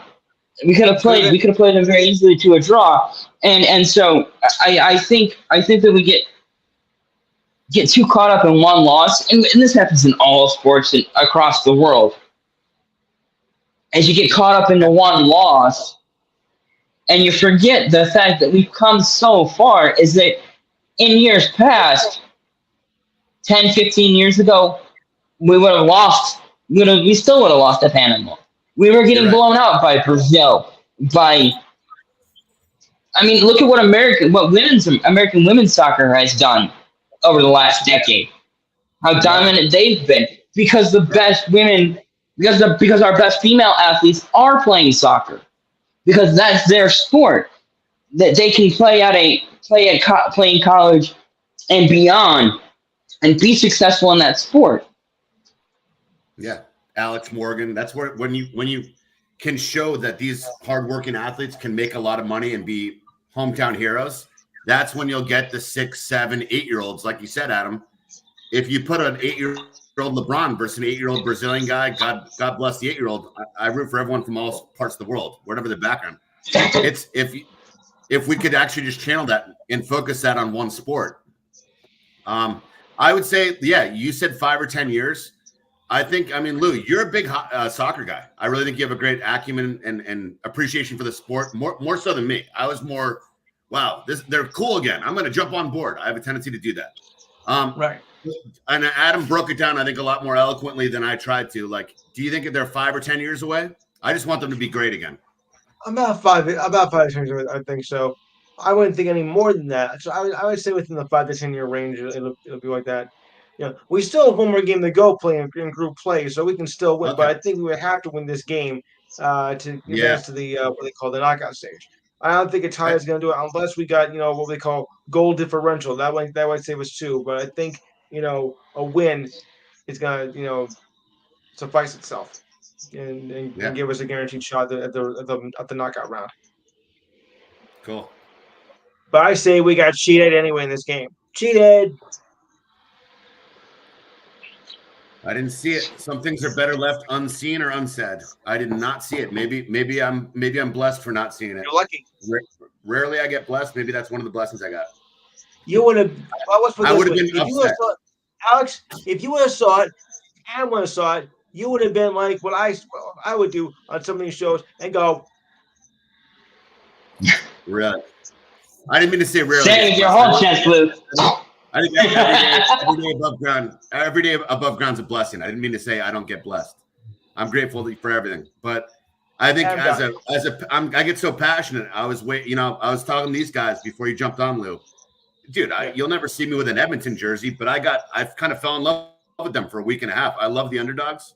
USA, they're 5 or 10 years away. They just are, but they are one of the youngest rosters in the world. If you look at their soccer roster, that's a problem. It's a good problem to have. Yeah. Because now you have the upside. The potential is unrealized. You don't want to lose like that with a bunch of 32-year-olds, because these guys will grow not only mentally but physically. Right. If you're going to lose, might as well be young. You might as well be young if you're going to lose. Then they can learn lessons. If you're 35 years old, what are you going to learn on the couch? These guys can bounce back and start training again right after this, and hopefully they win again. But I don't know. It's hard to believe that 35 is considered old, isn't it? Yeah. In the world of sports, 35 is ancient. It's pretty old. Well, then I guess I'd be a dinosaur. It's crazy. It's good. Man. I guess I'd be a dinosaur. Because I'm not. Yeah. Well, the only player that's undefeated is Father Time. Right. There you go. 7 days a week. Yeah. Never loses a game. That's for sure. That's right. He's putting that overtime in. He's doing push-ups in the parking lot right now. Oh yeah. I thought I saw that. Never a day off. Never a day off, man. Never. Nope. Never a day. I think it was a couple bosses, maybe. Like you can fool an elementary school teacher. You can't fool that guy. No, you can't. I think it was Reggie Miller And they asked him when he retired, why'd you retire? And he was like, when it's your time to go, it's your time to go. Hey. And thank God when it's time to go. Adam, you always have you're always a very, you get different themes, right? That's another guy, Dan Marino, Reggie Miller, another brilliant player. In 5 other never won it all. He would have maybe won 2 or 3 rings. He ran into a guy for about 14 years called Michael Jordan. Incredible player, one of the best ever. Patrick Ewing. Team sport. There you go. There you go. Yep. I'm biased there, but I love the alien. I love Reggie Miller. Yeah, Charles Barr. I mean, it's so tough. Look, before we're talking about McDavid. McDavid, is there anything less off any bloom off his rose? I mean, he has 18 different trophies, but he doesn't have a Stanley Cup. We were saying, team sport. It takes an army, not one guy to win a war. Exactly. It takes one. I mean, remember, there's no I in team. But McDavid has spectacular postseason. There's been a lot. There's been some controversy of why did McDavid get the MVP was on the losing team. Well, first of all, it's happened before. It's rare, and he's only been the second scared to do it. Others have been goaltenders. But remember that the MVP is not solidify how you do well in the finals, how you did in the whole postseason. And he had a tremendous postseason. So we have to face on that. Not just what he did in the finals and game 4, game 5, and game 6, which run back to a game 7, which, first of all, I knew this was going to go 7 games. I just think it was going to go in that sort of style. Go down 3-0 and then come back to win the last 3 to push the game 7. But I knew it was going to go 7 games. Don't get me wrong. I mean, that was that kind of a series. We didn't know what these teams would expect, so I figured, go the distance. Why not? It was upset from the get here. 2 deserving teams. Why not go 7? So I was right about that. I just didn't think it was going to go, 0-3 and then come all the way back. I mean, we haven't seen that since 1945, which is pretty rare. Yeah. And they haven't done that. They haven't won it since 1942. And that was 1942 BC, by the way. But still. You guys get credit. Yeah. David did a phenomenal postseason. He deserved it. Yeah, and honestly, I haven't been the guy watching I'm not watching the game 5 2 years ago. I didn't watch game 4 of the Stanley Cup last year. This hooked me, and I'll tell you what, I'm on a little poor man's vacation, here at the Hyatt. But so I was having fun with that game 7. I went out, I was so excited to watch it. I went to a random Applebee's in New York. Let's think about the demographic. Maybe who's at an Applebee's drinking, eating food on a Monday night. That place was packed, and everyone was watching the hockey game. Sure. That nationwide, do the math. Worldwide, almost like soccer where it's coming up. It's not that hockey, and look at the WNBA. Hockey, I think, made a lot more money and won a lot more hearts over with this series. It's interesting how that works. The highest viewership in 25 years, this series. Mm-hmm. There was 7.7 million. That's only people watching at home. I mean, they don't really count like people watching in bars and restaurants and whatever stuff. So it could have been a lot higher. Oh wait, no. You're right. Yeah, it was rocking. Well, it was a great series too. It was an awesome series. I mean, 3-0 down that, and then doing this, and then it's a totally. Then it's the game 7 is the game we thought it would be all along. Low scoring. What a dramatic series. Game 4, I think, was a turning point. I'm sorry. Game 3, I think, was a turning point for Edmonton. I'll tell you what, because Edmonton was down 4-1 considerably going into the third period. I'm like, okay, this is over. They probably won't come back from this. But look at that. They came within. They got 2 goals back in, and within just about a minute to go. If Borowski didn't make that save at the end of the game, end of game 3, Edmonton would have tied that game up. Yeah, you're right. And that was a turning point right there in that game. That moment, coming down 3 goals, and they came within a fraction of a second of tying that game up. Then I think we knew that momentum was starting to shift. You may think I'm ridiculous. You may think I'm crazy for saying that, but that's the way I look at it. No, I think you're spot on. Yeah, because because Edmonton was dead in the water. Edmonton was dead in the water, and they showed a little bit of fight in game 3, and then they came out in game 4, 5, and 6 to get it all the way back to Florida for a game 7. I just think getting down 3-0 is just it's a Herculean effort to just get one. Yeah. And I think by the time you get to 7, like, because I think when you get up, when you're up 1, when it's tied at 0, right? Everybody comes out fresh, and it's anybody's series, right? You get up 1-0, okay, we'll just put the pedal down and let's bury these guys. You get up 2-0, okay, keep the pressure on. You get up 3-0, you get the boot on the throat, and you got to finish it. And then you lose game 4. Mm-hmm. It takes, especially getting up 4-1 and then giving a couple of goals because you take your eyes off the prize for a minute, and then you lose games 4, 5, and 6.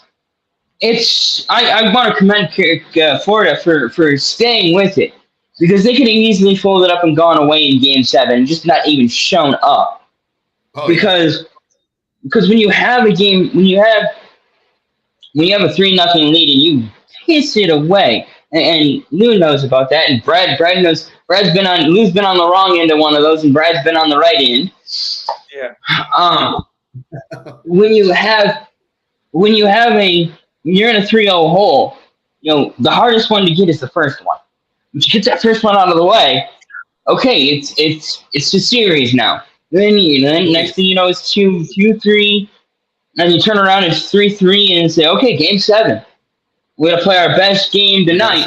And I think that both teams played a great game in game 7. I really don't think that. Absolutely. It wasn't. They played, like Lou said. It was the series. It was how we thought the series was gonna go. Low scoring, tight checking, puck management, timely scoring, couple of big saves, and you end up in a. Absolutely. Yeah. Because you're right, though. I love what you said, Adam. These guys, it's so important mentally, man. It's not just physical. When they have that belief and that confidence, and Lou, when they proved, even though they lost game 3, they proved they're like, you know what, we're not going to go quietly. Edmonton's like, yeah, we might have taken another loss, but we could easily be better than these guys. Right. And Edmonton came back and they just started hammering them. I mean, they went from dead. Everybody was writing them off in game 4. Like, well, you're down 3-0. You don't have a prayer in hell. Like, this series is gonna be over tonight, or when we go back to Florida. Guess again. It's not like last year's Vegas Golden Knights. It's not like last year. Like, we'll win it at home in game 5, and we did. This was not the Golden Knights of this year. And Edmonton showed how they were able to stay in and make it a very competitive series. Well, it's 90% mental, 5% skill, and 5% luck. 5% luck.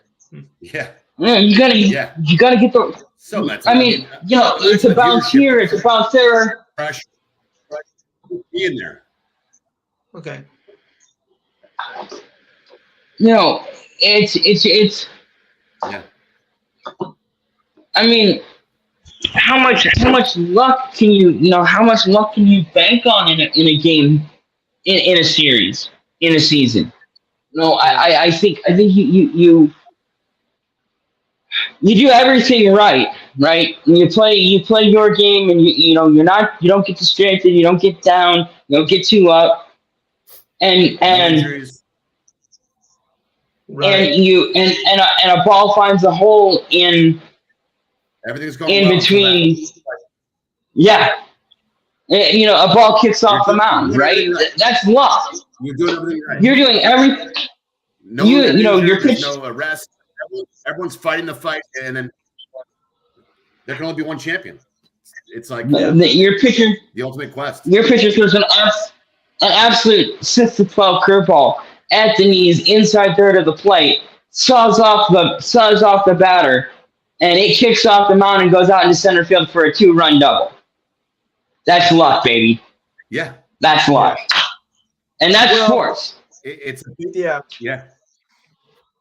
It is.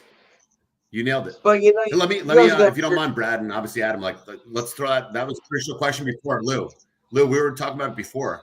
Let's put this on Lou. Lou's a massive hockey guy. I mean, who has a better chance of getting back next year, Edmonton or Florida? Both or neither? There's no wrong answer. What do you think?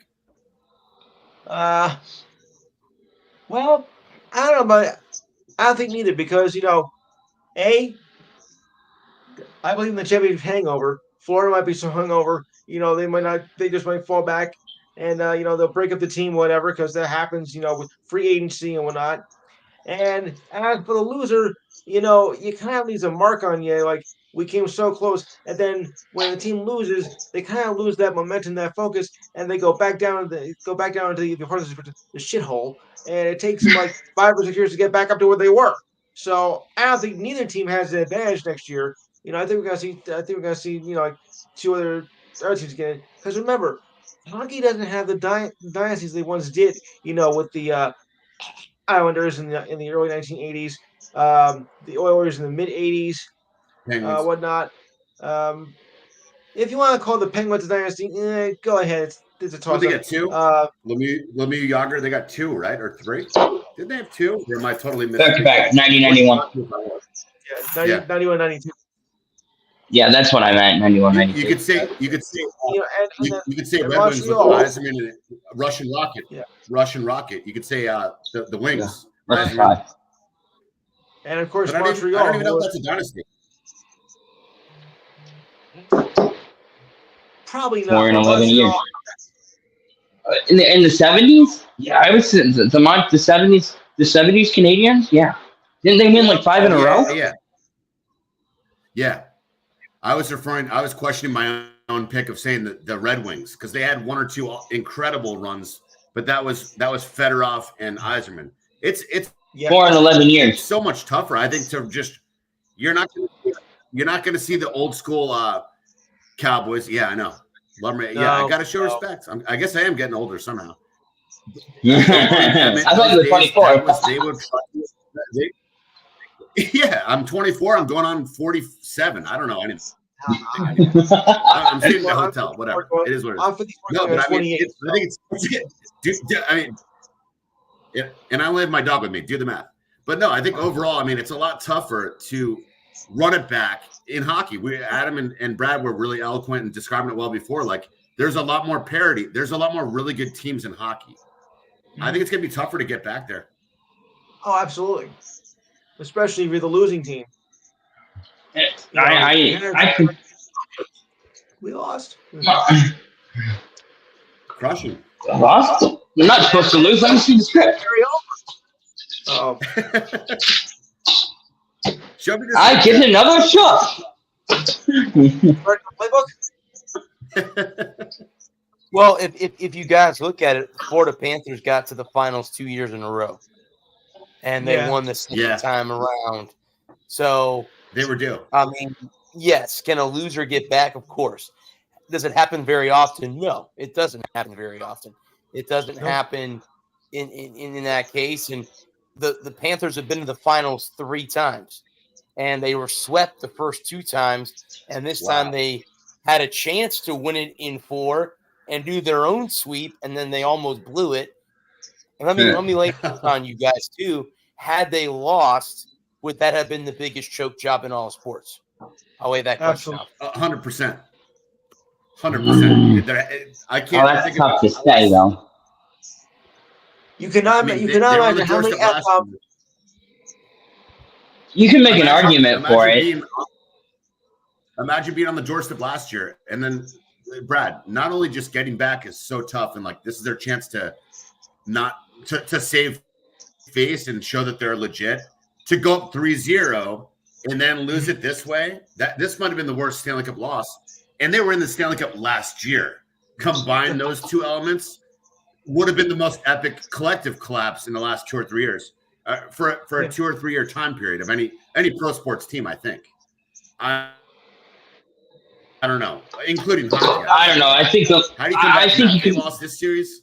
Kachuk's probably like, I'd get out of Florida. Well, just walk out into the Gulf and just keep walking. Yeah. Well, who would you think if it wasn't them? I'm just living at the Hyatt if I lose that one. Would it have been the Lightning in 2020 when they lost to the Columbus Jackets? They lost, they got swept 4 games to none. Yes. Would you say that? Boston last year against the Panthers. Okay. They get swept. Florida sweep Boston after they set the regular season record for most wins and points. Yeah, because I know, like, isn't it kind of like a curse when you win the President's Trophy? It's like pretty much. Not gonna pretty much win. Correct. Who was the last team to win the President's Trophy and win the Stanley Cup? I know. Do you know, Lou? 98 Red Wings? The 2008 Red Wings. The 2008. Well, I'll put it to you this way, guys. I think if the Panthers would have lost, you would not believe how many F-bombs we've been dropping in the city of Florida, in that game. From not just the people in the stands, but the broadcasters, everything. It'd be one giant F-bomb after another. Like, we're having technical difficulties here. Let's look at the history of sports. I mean, yeah, the Bills, 3 or 4 in a row? Thurman Thomas, Andre Reed, Jim Kelly, legends. Again, team sport. They're all in the Hall of Fame. It doesn't make you a man or a loser if you don't win a ring. Okay, that doesn't define your career as a team sport athlete. I think that just the combination of sorts, the way that Florida would have lost this, getting on the doorstep, being in the dance last year, and then going up 3-0, it's all but done. If they had collapsed this off of getting there last year, if it wasn't the worst loss, I mean, I don't think that team would ever come back. They'd be mentally just like, they'd all break up the band. They'd be on Edmonton or New York Rangers next year. Those guys wouldn't, they wouldn't want to go back and fight hard to get back. That would have been a mentally just crushing collapse. Yeah. I haven't seen a worse one than that. To go up 3-0. Yeah, I can't think of if they lost that. But that's all ifs and buts and candy. If some buts were candy and nuts, we'd all have a Merry Christmas kind of hypothetical. Florida doesn't have to deal with that question because they did go get the job done. I think you have to ask Edmonton. I think you have to ask Edmonton where you go from here, because what you're doing now is close, but it's no cigar. You're on the precipice. You're pushing the right buttons until you get to that last button push. Right? And it's a nice season, and everybody's like, oh, congratulations, and here's your participation trophy, now go away, we have the real winners to celebrate. Always the prize. And how and how many you're defined, you're known as a really explosive team. It's like if a run and shoot football team gets to the Super Bowl and scores 7 points. I mean, you're putting up one goal with the greatest goal scorer ever. That's where the biggest question is for that. They're going to bed thinking about that tonight, and in 10 years, the people who put together that roster, in 20 years, they're thinking about what happened in that Game 7. That doesn't just leave their mind. I mean, that's like if the Warriors, Edmonton's built on offensive firepower. That'd be like if Golden State Warriors lost a Game 7 scoring 85 points. I don't know. I know defense shuts down people, but I was expecting maybe a 5-4 loss. Don't make me. Go for it, Adam. I see what you're saying, but I think that, and it's something I say all the time, something that we have to remember, and I think it gets lost in the mind of a lot of sports fans is the fact that, the other team out there on the ice, on the field, on the diamond, they're allowed to make plays. They're allowed to make plays. And I think we harp on, we don't give, we like to criticize a loser a lot more than we ever want to give a winner credit. If you go out there and absolutely dominate and you win 7-1, then yeah, you played a great game. But in a 2-1 loss, we talk about what happened to McDavid. Where did Draisaitl go? Kane disappeared. But we don't give Florida the credit for taking away their options, making McDavid human, containing Draisaitl, disappearing Kane. And it's not just defense, right? But it's active offense. It's being aggressive. It's being, it's playing the game in a way that you can make the other team's life miserable. It's not just defense, but it's having aggressive, powerful forecheck, playing great special teams. I mean, I didn't get a chance to look at the box score, but I don't know how many power plays that Edmonton had. But shutting down McDavid and Draisaitl on the power play is a huge benefit, because then you're handcuffing one of the best parts of their game. Huge. And so I look at it that way, where so many people want to blame McDavid or Draisaitl or what happened to Edmonton. Why couldn't they get all the way back? I mean, because Florida is allowed to make plays, guys. Florida's allowed to be on the ice, and they have just as much right to try and beat Edmonton as Edmonton has to beat them. It's not like they were out there two-hand chopping McDavid every play. This isn't the 90s. They just made more plays. Like you can make an argument in late 90s in the NHL with all the hooking and holding and clutching and grabbing stuff that guys they were not allowed to play, right? But this is 2024, and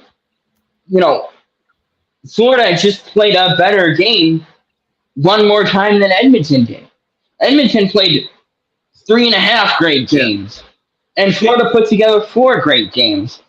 I mean, unlike in the NFL, where you only get one shot. Where I was never trying to knock. Yeah, I was never trying to knock the Oilers. I wasn't. Almost disheartened. Oh yeah, no, I know. No, just to clarify, I think I was more disheartened on behalf of their fans. I mean, because it was such a great story. Yeah, and I don't expect them to score, 7 goals. Maybe I was a fool in the rain. I was being overly optimistic, but I saw the way they turned it all around from rainy and dark and stormy and snowy weather to boom, they're going 100 miles an hour. They're playing like they're in high school or in their backyards. Edmonton, those guys love hockey. And this is the one. So that's why I'm it's not a Game 7 loss, because they were winning 7-1 all week. But you're right. You kind of threw a little bit of realism on it, which I respect. And and I wasn't championships. I go all over the map sometimes, but and I wasn't calling you out. Reality. And that wasn't a personal attack on you or anything you said. It was just just illustrating my point that we forget as sports fans. That's why I didn't say anything. I think this is a collective thing that all sports fans do, and I'm just as guilty of it as anyone.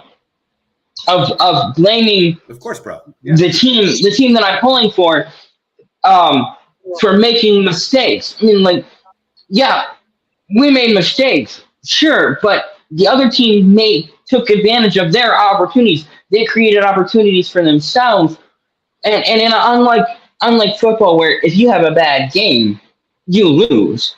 You have 7 chances to play bad hockey, right? And you can overcome a bad game, 2 bad games, 3 bad games, and unfortunately, when you get down to one last game, what I was trying to say was I don't think Edmonton played bad in Game 7.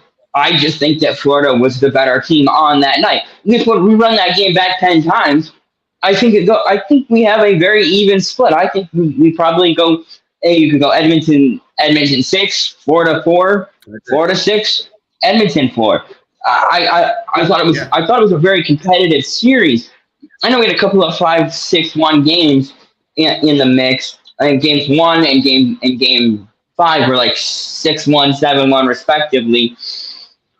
And so there were a couple of nights where both teams played bad, and then you had a couple of really close games. One was like 5-4, one was 5-3, and then you had a game 7, which was 2-1. Yeah, I think you run the gambit of great hockey, and what you really want to look for when you ask somebody what's a great hockey game.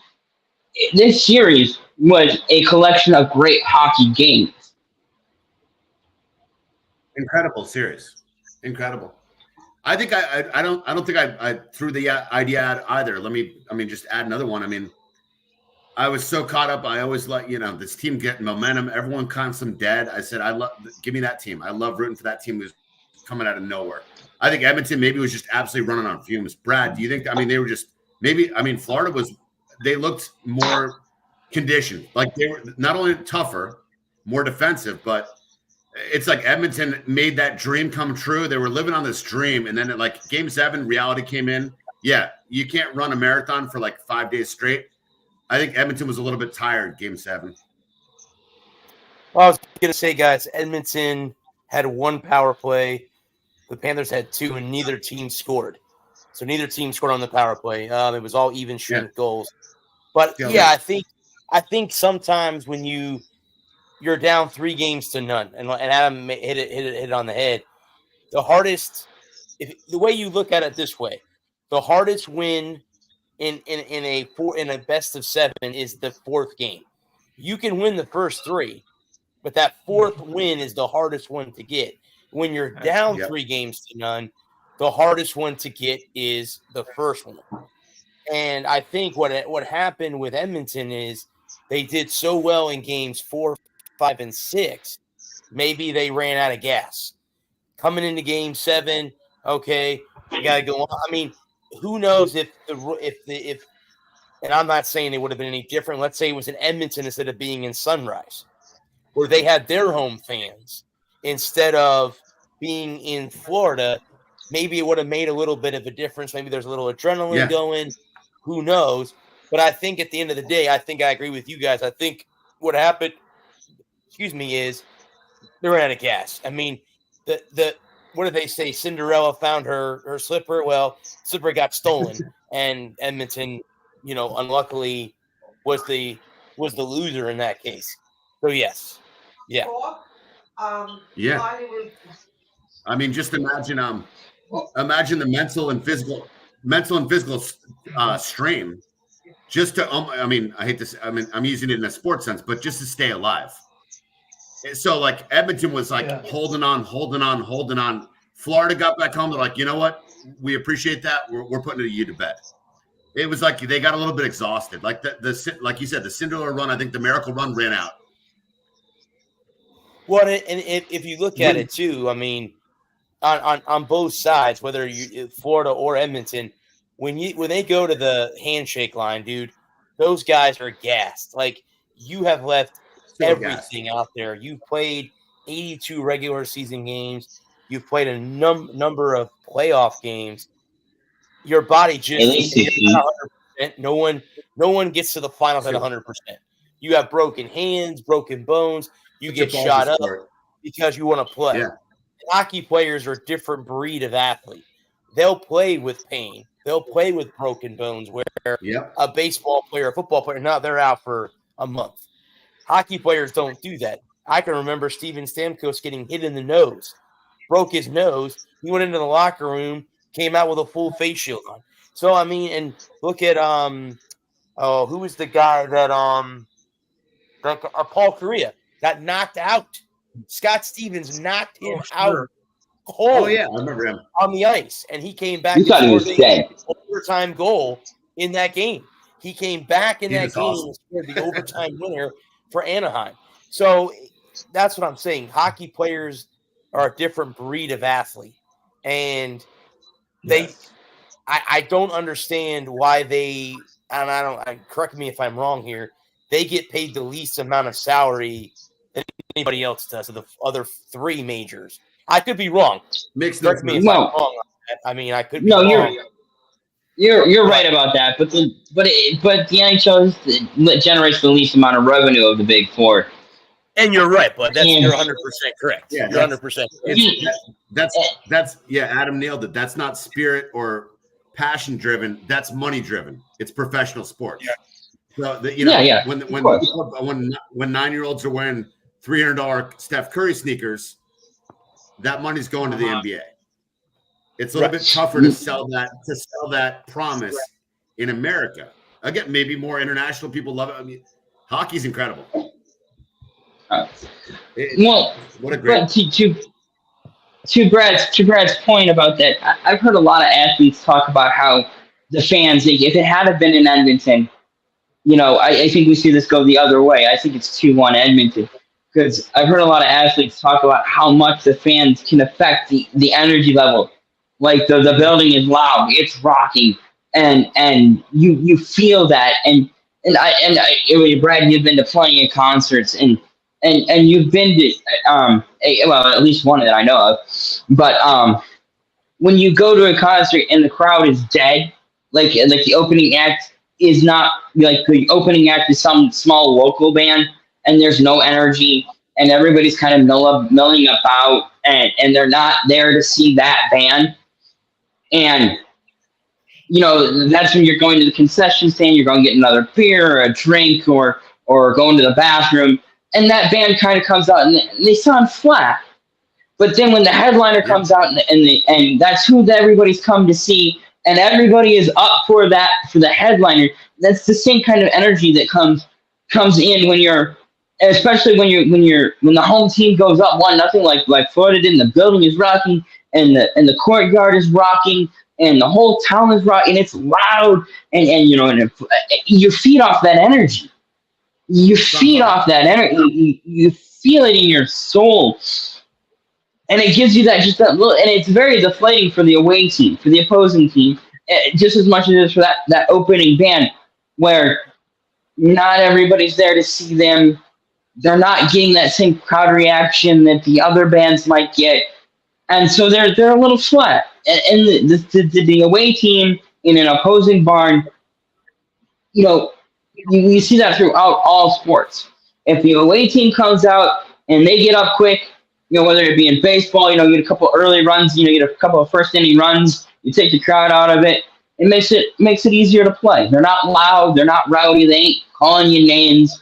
Same thing in hockey and football and basketball. You get quick score in an opposing team stadium, you're up 7-0, or you're up 10-0 in the first 5 minutes of a basketball game, and you've got the crowd out of it, and you've got everybody quiet, and it's a lot easier to call off plays, to run your offense, to set your defense. It just makes life so much easier when you're a road team to get up a quick score or two, and then start playing better defense. And then, but if you get down one and you start gripping your stick a little bit tighter, you're trying a little bit harder, and then it becomes that much more difficult to stay focused. And then now you're down 2-0, and it's even louder than it was before, and you're really feeling. Now then you get one back, and now it's 2-1. But especially in a Game 7 in the Stanley Cup Finals, in the third period, that crowd is loud. The whole 20 minutes of that third period, it takes a lot, and being loud for the away team makes hearing your coach, hearing the assistant coaches, hearing your teammates, and understanding what you're trying to execute that much harder. No, Exactly. I agree. Exactly. Yeah, and that's 3rd and 4 on the road, whether you're in Lambeau Field or Jerry Jones World, or in Philly or New York, or if you're playing the Browns. Like, if you're on the road and the upper team gets that edge, mentally that's draining. I think spiritually, emotionally, that's absolutely draining. These guys have feelings. McDavid, they fought so hard just to get there. When they went down a goal, to me, maybe that felt like to them, maybe it was 3 goals. Like, mentally, it's exhausting. They're already in fumes. It's mental. Like you said, you nailed it, Adam. Like, These guys are so good. Like when I see a backup on like the Orlando Magic versus like a good player on the Warriors, I'm thinking both those guys were probably the best player ever in their city growing up. There's not that much separating them. They're on the right team now. They develop the right way. When they get to the championship, these guys want to kill each other. They're pro athletes. Sure. There's not much separating them. It's a lot of it's mental. Well, there's a guy who was a bench player for the Celtics for years, Brian Scalabrine. I think he had like a 10-year journey. He had like a 10-year journeyman career in the NBA, right? And some fan was heckling him, calling him a bum and a loser and whatever. And Scar just turned around and he said, "I'm a lot closer to LeBron than you are to me." and I love that quote. And it's stuck with me for years. Brad, how long are we going? Hopefully forever. I got to run down and pay something at the front desk. I've got do we have another hour? My dog. I've got to walk my dog, so I got to get off. We're cutting soon.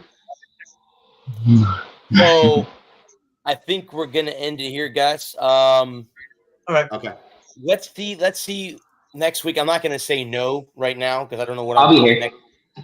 So we'll see what happens next week. Yeah. It is the 4th of July, so we'll see.